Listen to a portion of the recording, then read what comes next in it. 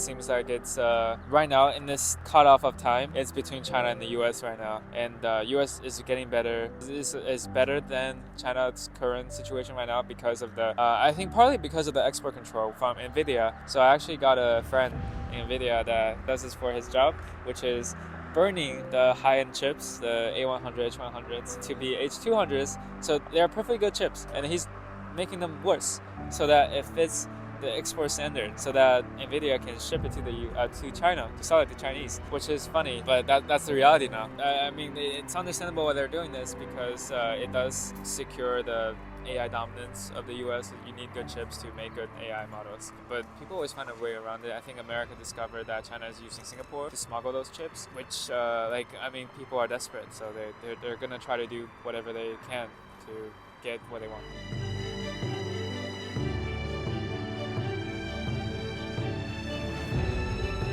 So first of all, thanks for accepting my interview, and thanks for the tiger too. And could you briefly introduce yourself? Yeah, so hi everyone, my name is Marco. I met Hee-chan just now. I'm a machine learning engineer at Uber, and I've been in the US for almost 10 years now. Okay, then where are you from? I'm from China. I'm from this city called Hangzhou. It's where Alibaba is. My family actually lives 15 minutes walk away from the Alibaba campus. Then could you share a brief overview of your background? Yeah, so my background in my academic is I studied computer science and math in Brandeis University, and then I got into a master's program at Carnegie Mellon, and I dropped out to take this job at Uber. And culturally, I started studying the US in 2016, where I was in a Catholic high school, and I was living with a lot of Korean people. Then let's talk about some tariff with China. There's a lot of issue about tariff with China, so maybe it would be my first video of this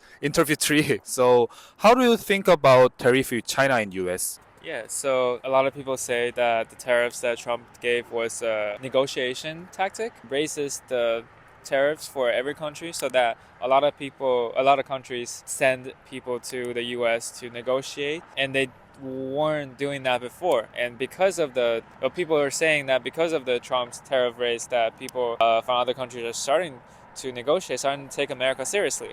I'm also speaking from like a very outsider point of view, as people have very conflicting opinions about this. But those tariffs, economic point of view, I mean, I'm not an economist, but just from Econ 10A, which is like the first class you have to take to learn economics, a tariff creates like debt weight loss, which means there's losses in the productivity of a free market, whatever. I don't know how bad that is, but the math equation from econ class tells us that you create some sort of bad things in free market because it's not free supply and demand, just like a monopoly would. So yeah, tariffs has been around for a very long time, and I think what people are saying, what Trump is trying to do is bring manufacturing back to the US. So they used to have a lot of rare metals or metals imported from China, or iPhones imported from China.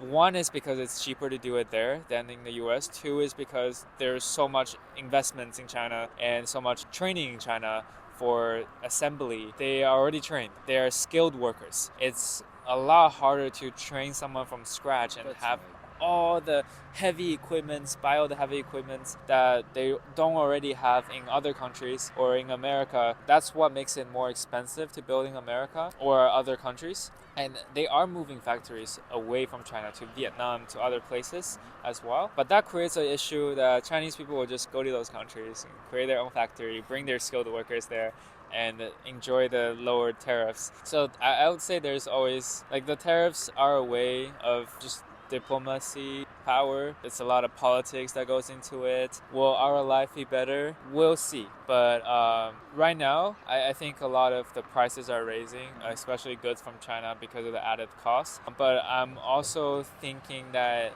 we're going to see more manufacturing being brought back to the US, create more jobs, hopefully. That's what their goals is, to create more jobs here in the US. I also hear people saying that it is a lot of unemployment is really low right now. And not everybody is willing to do the sweatshop jobs, making sneakers. But there's a lot of jobs like making chips, or like chips as in like the semiconductors. It's a national security thing to have in the US, because if those factories are attacked by other countries, it would be detrimental to the U.S.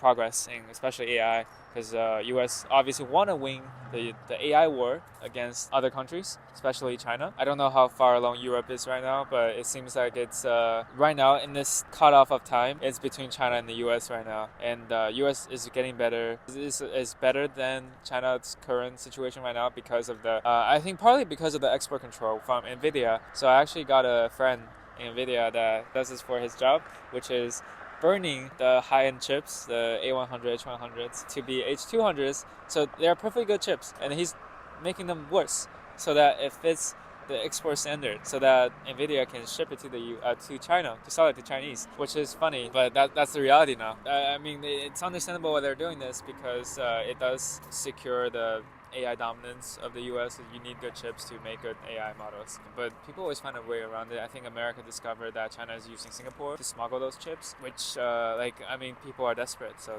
they're gonna try to do whatever they can to get what they want. Then maybe when I see social media or big media, something like that, they always read the Trump's intention and Xi Jinping's intention, something like that. So sometimes all of that articles or something like that makes people confused about what is the real circumstance or situation now on. I think you're a very hard worker about your job, so maybe there's very few time to read about the society section. So how do you get the information and how to check the fact? Yeah, so obviously be a critical thinker, and I would say I read a lot of news. I listen to podcasts about news. I invest in stocks, so it gets me more motivated to read news. I think even if you're busy, you can spend some time reading the news and reading like what's going on around the world, and people talk, and it's something that a lot of people really care about, the tariffs issue. A lot of people care about it because it affects our daily life. We don't want everything to be like 20% more expensive. But going back to the point that people are confused about the Beijing and Washington's decisions, I think that makes sense. I read this book about human nature, so a collective's intellects is very easy to be predicted, and when you're negotiating or when you are in a war with someone, you don't want to be guessed that easily. So I think it's almost their intention to be confusing so that they could have more negotiation power. If the other person don't guess their next move, it's easier for them to have a more favorable outcome for their own people. Obviously, Beijing stands for the Chinese people, and then Washington stands for the American people. And I think that's the nature of negotiation. It's like when, I don't know if Koreans haggle or not, but if you tell the shop owner, hey, I'm gonna walk out because it's too expensive, and then the shop owner says, no, wait, I'll give you a good price. And that's the same thing they're doing. They're trying to hide their intentions so that they get better outcome for their own people, which is understandable. Okay, then do you have any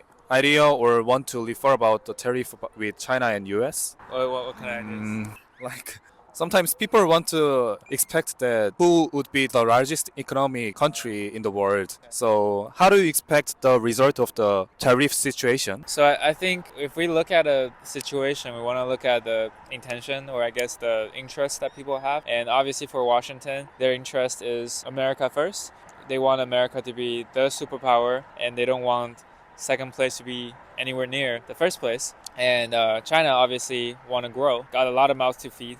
So what Beijing wants for China is obviously we want to have good relationship for trading wise with other countries, so that we have a position in other countries. So, and then same with America, but what Washington wants is America first. Obviously don't want a country that can threaten America's safety, America's national security, America's profits. And I think they're both acting on their own people's interests, obviously. And it's better for the world if there's better collaboration.